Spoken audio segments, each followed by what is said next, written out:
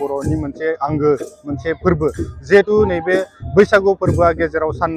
साननैसोल'सै जितु सप्तासे आरो सप्तानैल'सै बेयाव नामुनिगाव राङापारा ओनसोलनि सिङाव थानाय बे नामुनिगाव जितु गेलेग्रा फोथार नैबेयाव माखासे गोबां बे ओनसोलनि बर'फोरा बेयाव फैनानै मोनसे बादा सोलोंथाइ बादा बेयाव नोंथांमोना नायोब्ला नुनो मोनो आं केमेरा पार्सन बिथांखौ दिन्थिनो खावलायदों जिहेतु गोबां बर' लाइमोनफोरा बेयाव लोब फैनानै गोबां ओनसोलनि बर' लाइमोनफोरा फैनानै बेयाव जितु बर'नि हारिमु गाननाय जोमनायजों लोगोसे दामनाय देनाय जितु गाननाय जोमनायजों नैबे मोनसे बागुरुम्बा मोसानाय बागुरुम्बाल' नङा बर'नि मोसानाय जितु दोरोङारि मोसानाय बागुरुम्बा दावस्रि देलाय मोसाग्लांनाय बायदि रोखोमनि गोबां मोसानाय बेयाव सोलोंनायखौ नुबाय थादों बे समाव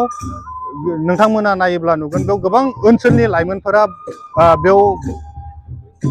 फैनानै जितु मोसानाय सोलोंनाय फोरोंनाय आरो सोलोंनाय बेयाव बाहागो लाफैनायखौ नुनो मोनदों बे समाव आङो मिथिनानै लानो नाजागोन जे गोबां बेयाव गोबां जितु बायद'निफ्राय आं मिथिनानै लानो नाजागोन जिहेतु गोबां लाइमोनफोरा बेयाव बाहागो लाफैदों मोसाग्लांदों बे हाबाफारिया जादों जोंनि बैसागु फोरबो फैदों दा बैसाग बोथोर बे बोथोरखौ लानानै रंजालि बैसागु जिहेतु ओंखायनो जोङो बाव सानबानि थाखाय बेयाव जोङो मोनसे आखरा लानाय जादों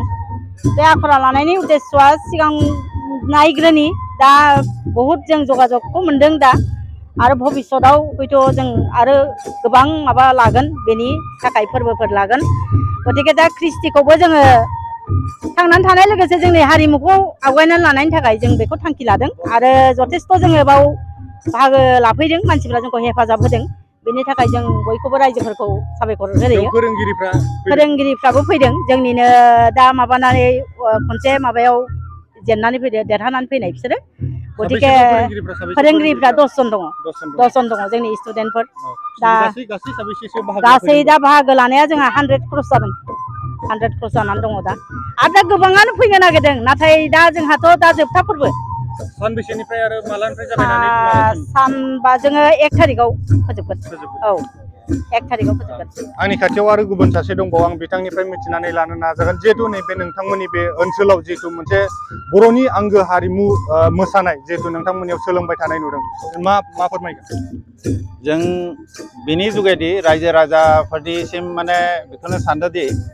जोंनि हारिनि जिथुनि कला कृष्टि बे कला कृष्टि जोंनि एरियायाव आरो दानि मुगानि मानसिफ्रा बारा नाजाया माने आधुनिक वेस्टार्नाव थांगासिनो दं नाथाय